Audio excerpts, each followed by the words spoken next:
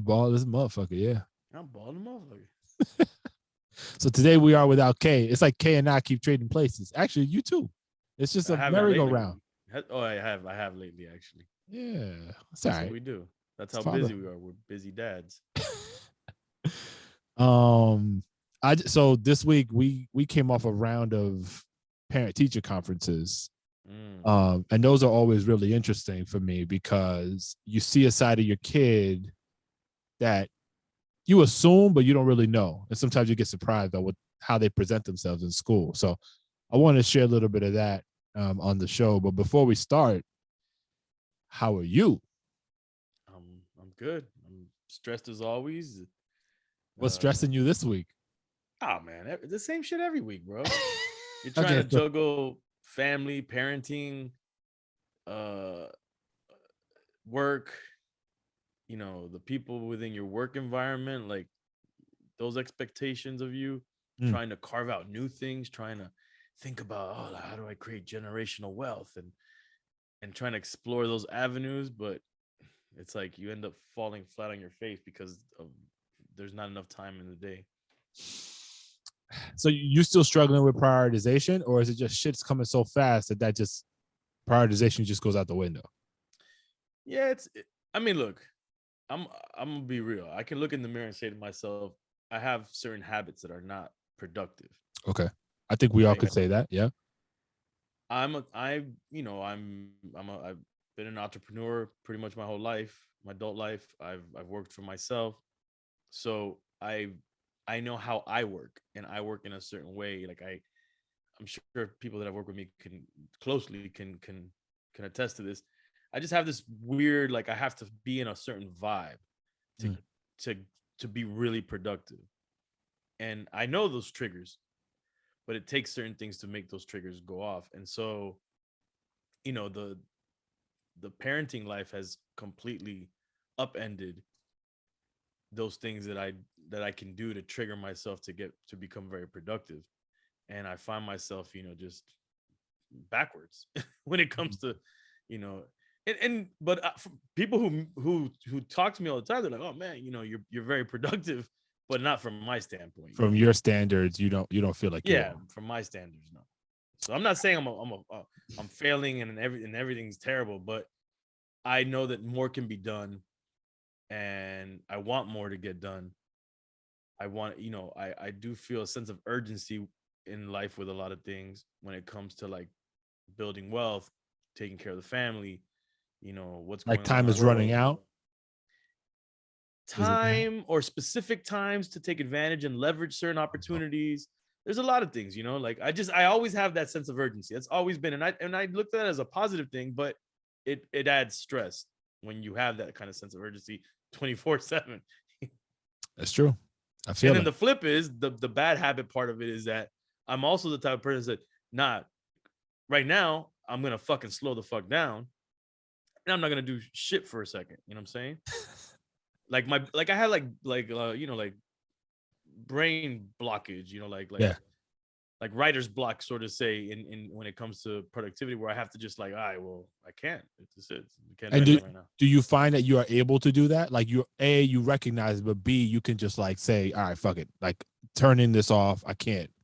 Or do you find yourself trying to get back in to seek a moment of productivity? No, I could do it. I mean, I do it, but it's not necessarily a positive thing is what I'm saying. You look at it as a failure almost. Yeah, like my I just shut down. Like I'm just like, oh man, like that's it. Like I can't. This is not working. Like, okay, boom, let's go potato, couch potato mode. And then the truth is, there's no real couch potato mode because you knee deep in kids, whatever, So there's always something to do. But yeah, it's expectation. I want, I'm trying. You just want to get these things done. It's that sense of urgency that really just be fucking with me. I feel it. I'm like, there's things I sympathize with you on. I wouldn't say I'm like you in those cases, but like there are a lot of moments where, and I give myself credit in the sense that I've matured to a place. Not that you aren't mature, but in my experience, me living in my body, I've always been very unproductive trying to fit too many things to be productive with, if that makes sense.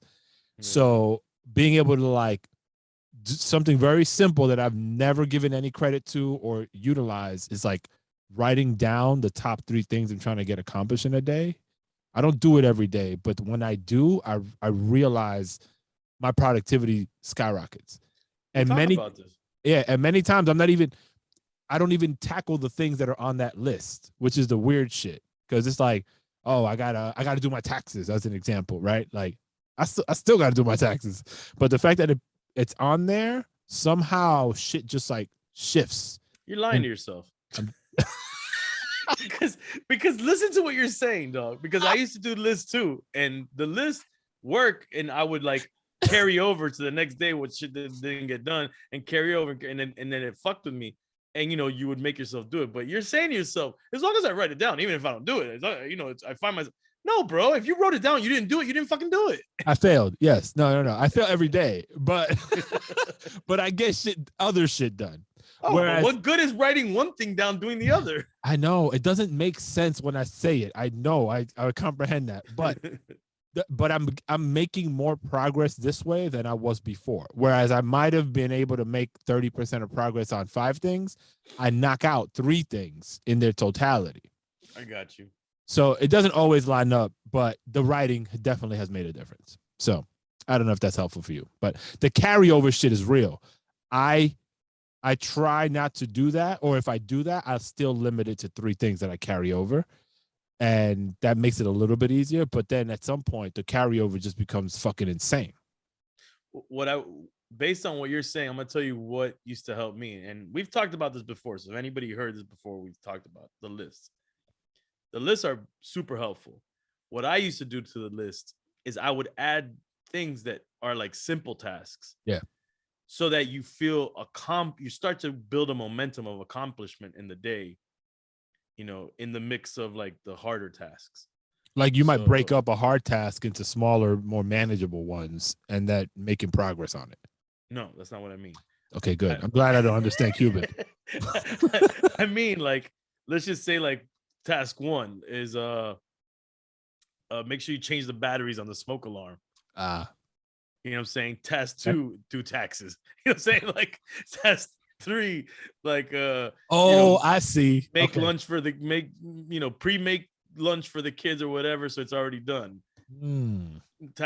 At task 4, like go do an oil change. Like things that don't take a lot of work to get done, that you don't necessarily have to write on a list, to-do list, but you do. Right. And you give yourself credit. But you're giving yourself like this, like a credit. It's a momentum. It's to build that momentum that you see, oh, I'm getting shit done. Just like when I get a call and it kicks me off the screen. I was gonna say you started to freeze up over here for a second. Did it? It froze? Yeah, you were like So yeah, but we went on a super rant and you started with something completely different. I know. And then said, how are you? And this is how we go. So how are you and the teacher parent conferences? Yes, I'm well. So my kids are great. We talked about the bout with eczema that my youngest had and how we've gotten that under control. With the teachers? No. Separate. Oh. I'm building up. Oh, your tasks. Yeah. I'm giving myself credit, bro. Chill. So we got that under control, and that has been a huge weight off our shoulders. So that, if you asked me 2 weeks ago what was like heavy on me, it was that. That's good now. Parent teacher. So I'll stick with my youngest. So she's in kindergarten, and her kindergarten teacher loves her. She's amazing. She's so funny. She's always like ahead of her time as far as like the knowledge base she has, right? She's like, this girl's like 15 years old in my classroom. And they had a moment, and I've mentioned this to you guys in the group text, like her and relationship, she loves that whole thing. And so they were reading a story or something, and the word dating came up in the classroom in this book that they were reading. And my daughter was like, oh, I know what dating is. And then the kids around her are like, what? Really, they didn't know what it was. They're kindergartners. So she went off and like explained it. And I'm looking at the teacher like, oh, yo, because every couple weeks, like there's some note that a kid writes her or something, and she comes home and she's on her like, yeah, so wrote me a love note. I'm like, yo, we gotta kill this noise now. And then the teacher's like, no, it's innocent. It's like she's defending it. I'm like, I don't know, miss. Let's keep an eye on that because I don't want that shit to get out of control. But large, that's the thing about my daughter that's really interesting. But then the teacher mentioned some stuff that is directly who I am. And it's not the greatest habit, but like my daughter is a perfectionist. So, and I'm very particular about shit like, grammar or like how the order of things are and that kind of stuff. So my daughter asked her teacher to write a note to my wife about like pictures that she wanted to take or something. And she left out a word, and my daughter's picking up on spelling and reading well enough that she noticed this word was missing. And the teacher was like, no, your mom will understand, whatever. And my daughter was like, hell no, you're writing this word type of shit. And that's an example of like the perfectionist in her. And as soon as she said it, I'm like, damn, my son has that trait also. And it's like weird to see it play out from another person's perspective because I don't even notice it because I'm so like, I guess that's just who I am. Right. And my wife was like, yeah, that's how you are. And I'm like, shit, okay. This is not the way I want my kids to have to deal with it, but that's how it goes. But the teacher was telling you this not as a negative thing. No. It was just like expressing something funny that happened. But I took it like, all right, this is one example. There's more of it. And she was like, she did mention like she gets frustrated in class sometimes when it's not like perfect, when things are not perfect. So that's that. I'm not looking forward to those teacher, parent, whatever thing. Parent teacher conferences. I'm not looking forward to that. Why? What do you think is going to happen that you're not looking forward to? Or just the time? I just don't want to have to interact with the teacher. Yeah, you don't like talking to people though. Nah. Like on Drink Champs and here, yeah, but like in that kind of setting, you're like, nah. I mean, obviously I want to when it comes to the kids. Like when I go pick up my daughter at school, I'm always like, oh, how is she doing? Whatever. How does it, all right, because knowing you on a personal level, right? You engaging in conversation with you is a journey because it's never going to be a straightforward conversation sometimes. Okay. What you do is like you throw a joke in, or I'll say something and then you'll take it a different way, and then we got to bring you back. So I know if you're talking to a teacher, you're probably like thinking these things, but you're likely not saying them. So how's your mind in those conversations versus what's coming out of your mouth? I mean, I don't consider them conversations. I consider them little chit chats. Like it's between like I get into, I go into the school. It's very small, and then I'll be like, oh, they call her, my daughter. So she's getting her stuff together, and I'm just like, oh, how was she today? And then like my daughter's like, Daddy, and that's a wrap. It's done. I'm like, that was good. Let's go. Thank you. Yes, I'm out. Yeah. So it's not much of a conversation. I'm sure I'm gonna have to build up to more teacher parent stuff. Because you know how you do. I'll be like, oh yeah, your daughter, snack time. She wasn't, she said Star Wars, and then right away you'd be like, oh yeah, Obi-Wan Kenobi. Like you just go. No, bro, I'm not that crazy, man. I will not say Obi-Wan. No. I will not go into a Star Wars rant. That's an exaggeration. But I bet like, but the war in Ukraine.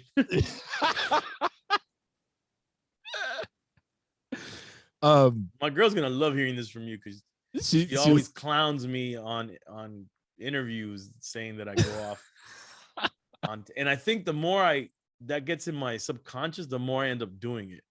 Oh, it's fine. It ain't that big a deal. Can I bring up something that came up in the Fly Dad group that I think is relevant? I feel like I have a Fly Dad story. Well, I got the bags, but Oh, good. They got there. Perfect. I'm trying to think. What was it? Someone told me something. Oh, I already. Okay, never mind. Go ahead. Wait, no. Can you clue me in on this? Or No, is no, this... no. It was the dude that I told you that wanted to do some stuff. Oh, yeah. Okay, cool. Yeah, we'll talk about that later, actually, because I still haven't heard anything. All right. So for those listening, we have a Fly Dad Telegram group. Basically, it's a text chat. Few dads are in there. We got to make sure that we clearly say what this is, because someone new to the podcast might be like, these dudes have like a social media platform that showcases dads they think are fly. I didn't even think about It's that. like a Tinder for dads. That's a good. No, this is not Tinder for dads. Very quick story. Fly Dad is a company that I started. Obviously, we're partners with EFN and KGB as well. They are associated with the brand. And KGB has no association with the KGB in Russia. That is a fact. That is a fact. Also, with my co-founder Paulina, we created Fly Dad. Fly Dad is a physical products brand catering to fathers. So basically, fly gear for fly dads.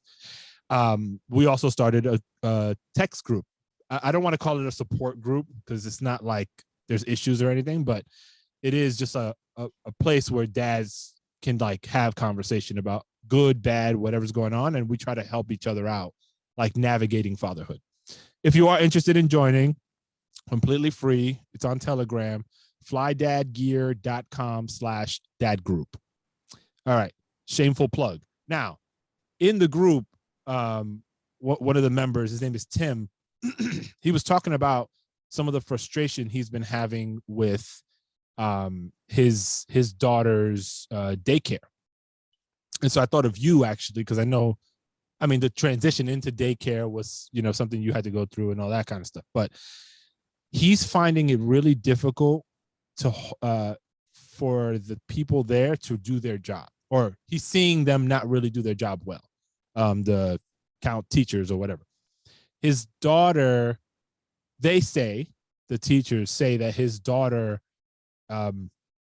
isn't blending well with the students in the classroom, right? Like, maybe they alluded to like tantrums or something, right? That was not jiving with the rest of the classmates. And, rightly, he's like, all right, tell me more. Like, what's the deal? Like, how do we get to the happy place here? Putting it almost on them because they're there with her all the time. So they should have some sort of recommendation, and they've fallen short in being able to provide them that. So like, he's asking like, all right, how would you guys handle this? So, we chime in and try to give him some advice. And ultimately, he's going to go back and basically hold them to task a little bit and like, yo, let's dig in on this and let's find out what it is, what's this game plan need to be so that we can make this as comfortable a situation for her, but also for the rest of the class. And so we'll find out what happens. But that frustration that he's feeling, is that something that you've had to deal with your kids in daycare? And if so, like, how did you handle it? No, I mean, I don't know how his situation is, but because of COVID, they don't really let us like all up in the school. Like, there's only one little entrance area where the parents can drop off and pick up the kids. Right. They don't want the parents going in any further. So there's not much we could see in terms of like how is the class functioning. Talking to my daughter, every so often she'll say something that, oh, this teacher was mean or something. And she'll like say, kind of explain where we kind of read between the lines of what happened. And we'll ask the school and we'll ask the teacher and they'll explain it. And we're pretty satisfied with the explanation. And so you feel like they handle the whatever the situation might be. Yeah, but the issue that myself and my girl are having in general is the reality that this is going to go in a dark place now. in this fucked up world we live in, you often hear about like a school, a preschool or a daycare that, the teachers and the staff, they've been there for years. Everybody knew them. Everything was great. And come to find out there's like a child pornography ring, some foul shit. Yeah. Or some abuse is going on and nobody was aware of it. Right. You know what I'm saying? For years. And so like we all often talk about shit like that. And we're like, so anything that she says, we're like all freaking out. And then, and kids can't express themselves properly. Or sometimes if adults are doing something to these kids, they probably, coerce them or scare them into not really telling their parents for, Yeah. however whatever scare tactics they use. So, it's just like you always have that in the back of your mind. And anyway, so that's a reality, I think, for every parent, no Yeah. matter how good the school or whatever. Now, for this specific situation that you're talking about, honestly, what I thought of immediately was look for a better school, because you're going to go to these people and you're going to hold them to task. If they already kind of suck, what makes you think that holding them to task is gonna, like, that pressure might actually make the situation worse for your kid? Because they might be like, oh, that's the parents of this kid, and this kid's causing us more problems, not just the tantrums, but now we've got these parents all up in our ass, Mm-hmm. and they might just ignore the kid or not, like the kid might not get all the attention, the positive attention needed. Right.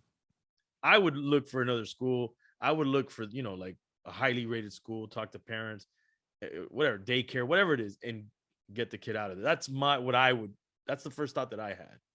Okay. Fair enough. I'll be sure to relay the message to Tim. It's Tim Westwood from the UK, the famed hip hop DJ? No. Tim from Long Island. Shout out to him. I heard some interesting shit yesterday. I was talking to another dad, and he was talking about an experience he recently had where his son, backstory, his son has this thing where he likes to put things in his ear. So they know this about him, and he comes home and they notice that he's got a seed in his ear. That happens to be a watermelon seed. What?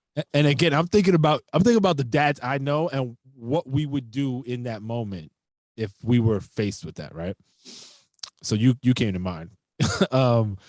And his first instinct, once so they know this about him, so they're trying to wean him off of doing this stuff, and this is the first time putting things in apparently he likes to put stuff in his ear, like to play around, right?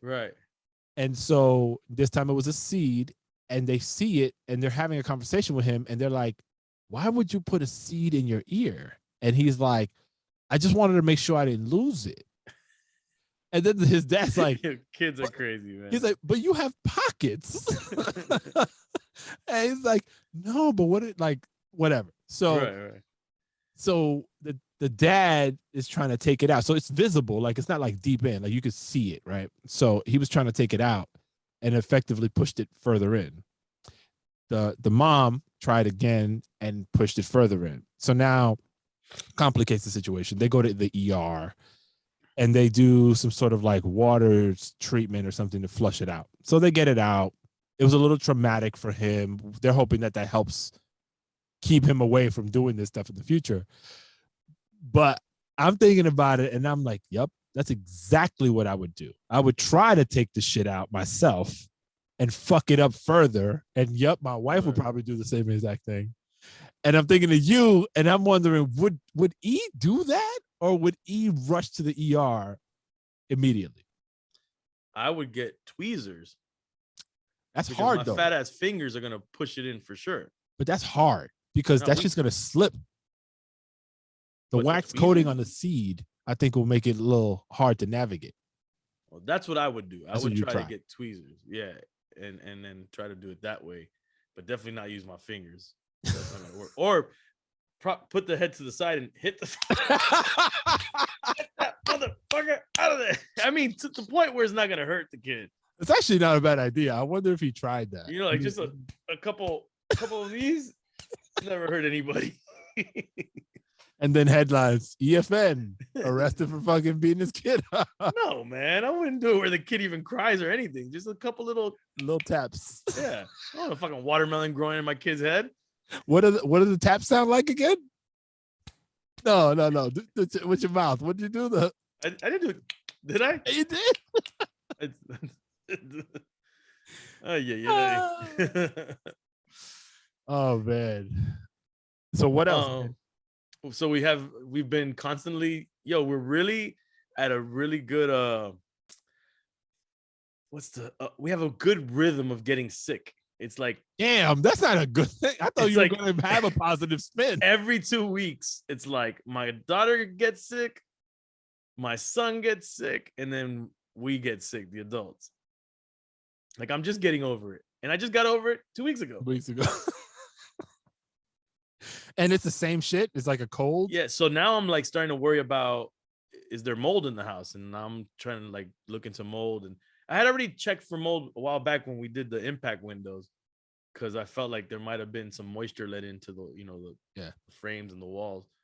And at that time, the person said, "No, you don't have any mold." So I feel like I need to do another. But I got some home things that some home kits that you could check. For mold specifically, or like also like the air? I got one for mold specifically, and I got a electric device that measures pollutants in the air. Okay. So, and then we have a bunch of air filters, like the portable ones to purify the air even more. We have new AC. Like, I'm just like, what the fuck is going on here, man? That's weird. I mean, the consistency, it makes sense for you to go down that path now, because that's too consistent. Yeah, it's pretty much every other week. But when we talk to the teachers and tell them, my daughter's not going to school, it's like normal. Like, they're like, yeah, okay, the other kids the same, like other kids the same problem. Huh. And everybody tells me, yeah, the kids are going to get sick nonstop. So yeah, I mean, it's true, but that's way too often. Is your son doing daycare? I forget. Not yet. Oh, but right. We want to put him, he's going to be 2 soon, and a little bit after he turns 2, just to like help, with the, being productive at home and stuff, like, and well, actually, that's not the reason. That's fucked up that I said that, but it really is because he's not saying enough words yet. Oh, in fact, I feel like he's gone backwards. He's regressing in speaking, where he was saying a couple more, some words, and then he's like, we ask him and he's like, oh shit. And so the doc said, maybe think about putting him in school earlier, and that could potentially help. To help him, yeah. And if it was just him by himself and he was our only child, I wouldn't want to put a kid in daycare or pre-care or anything in daycare if they didn't talk, because I want there to be some kind of communication in case I need to know something. Yeah. Oh, yeah, that's a good point. But the difference go ahead. The difference for me here is that my daughter's there already, and I feel a little bit, safer in that regards. But it might actually. So I was just thinking. I mean, this could go the other way too. But putting them together in school and them knowing that they got each other might actually benefit their relationship more generally. Yeah. So that might be a great thing. Yeah, that relationship is still problematic. They're nice. Yeah, man, my daughter's just foul. And then the thing is, he's getting foul now because he's like, well, fuck it, This is what it is. He's like, fuck it. All right, you don't want to be my sister? I don't want to be your brother. Then what, biatch? It's just foul, dude. She'll take shit. Like, he'll be in his own world, chilling. He picks up a toy. He's playing with this toy. My daughter's playing with something else on the other side of the house, even. And she just sees that he's enjoying something. Oh, that's mine. Bam, takes it from him. And then he's like, what the fuck? Like, damn. Yeah. I mean, kids are foul, but this is a long stretch. You guys are and then she's foul when he's trying to be like cariñoso with her. Yeah. He'll want to hug her. He'll just want to like put his hand on her shoulders. If she's crying, the dude wants to like console her. Wow. Like, he wants to console her. Like, it's crazy. And she gets mad at him. Like, he's touching me. He's hitting me. It's not hitting you, bro. He's caressing his hand on you. Oh. My daughter's wild, man. She's a wild one. Yeah, I blame you, bro. I blame you. got to be your But it's genius. funny because my daughter's pretty crazy. And that, that in my mind, and I use the word crazy for everything, guys. Right. I mean, crazy hood. Right. So I'm not calling my kid crazy for real. But in my eyes, she's like, she's a little disruptive right now. She's a little foul. And we have someone that helps us at the house, comes and helps with my girl's grandma and just around the house. And she's like, yo, these kids are excellent kids. And I'm like, what's a bad kid then? That is very interesting. So your perspective is like, it's wild. And the person that helps you is like, no, they're great. Yeah, this lady has, grandkids already. She has multiple kids. And she's like, no, she's like, oh, you should see my grandkids. They're bad, like wild animals. So either her kids are way bad, you know what I'm saying? Like excessively bad. Or maybe we just, because it's our little world, this is bad enough for us, you know? Yeah, it's always, I mean, not always, but it feels that way with us too. Like now we've normalized it a little bit more, and we're like, nah, we are really good kids. Because you see, the more you see, the more you can give yourself credit for what you're doing to raise them. But I think it's also and this is probably too general, but Latinos, that whole, how who was it? Like Eddie Murphy would do that bit about la chancleta, throwing it at a kid or whatever. Like I think there is something to be said about the way we parent. And I don't mean like physical abuse. That's not what I'm talking about. But there is a sternness about our voices sometimes that do right whatever's happening and create that discipline. It doesn't work with my daughter. Okay, then I don't include you in this conversation. Because I give her the look, and she gives it back. She'll either cry off rip and be like, you mean? That's what she does. Checking you? Or she just gives me a stone cold look and continues doing what I'm trying to get her to stop to do. She does one or the other. She doesn't stop doing it. Oh man, that shit works over here. And like, there's a group of us Latin parents that is pretty much the same deal. So I don't know, bro. Like I'll be like, that chancleta might have to come out for real. I don't know. My daughter might need a chancleta in her life. You just might need to boomerang it close enough to her where she feels the wind pass by, but doesn't hit her. And then she's like, oh shit, wait a minute. That breeze didn't feel that great. No, I told you about the time I flicked her, right? Yeah. And she's fucked her own shit up. She's never forgotten that flick, but it hasn't stopped. Like one day I was like, well, flick you again. She's just like, whatever. I remember she's like, after I flicked her, she's like flicking herself. She's like, how did that work? How did you do that? Because she's about to use it on her brother now. She's like, oh, I learned a new trick. Before we continue, or we're probably about to head out of here, actually. Right. I do want to remind the audience, your reviews matter to us. So please go to Apple Podcasts, review the pod, give us 5 stars, give us all the beautiful whatever. Yeah, give us the accolades, because new dads, when they find us, they really love what we're putting out, and I think those that are listening probably do as well. So because Manny puts out. Pause. Yeah, we would really appreciate it. And hit us up, man. fatherhoodspod@gmail.com if there are questions or you have topics or people that you think you want to see on the pod. We would love to hear. And the Instagram. Don't forget and IG, yep, at fatherhoodspod. Make sure you hit us there and check out the content and like and all that. Are we on Twitter? We have a tweeter, but we don't tweet as much. Yeah, okay. We do. Any parting words, EFN? Oh, that sounds like I'm gonna die. No, not last words. Party, just party. I'm off to on a trip. Okay. And yeah. I'm off on a trip. Yeah. Being a father and parenting is, so without your family, this trip. Without my family, yeah. Okay. So you're having anxiety? I am a little bit, yeah. And I feel like it's like I'm the one that's gonna be more anxious or emotional about it than the kids. and the family. Well, we will definitely talk about it after you come back. Yeah, man. Ross. Is KGB in the Ukraine right now? No, he's not. And it's not a laughing matter, but is he? No, he's not. He's not. Okay. All right, kid. I'll talk to you on the next one. Yeah, as long as we don't have World War III. Yeah, well, let's not. I don't think we should. I think we should kill that noise. All right. Peace in the international hood. Word. Later.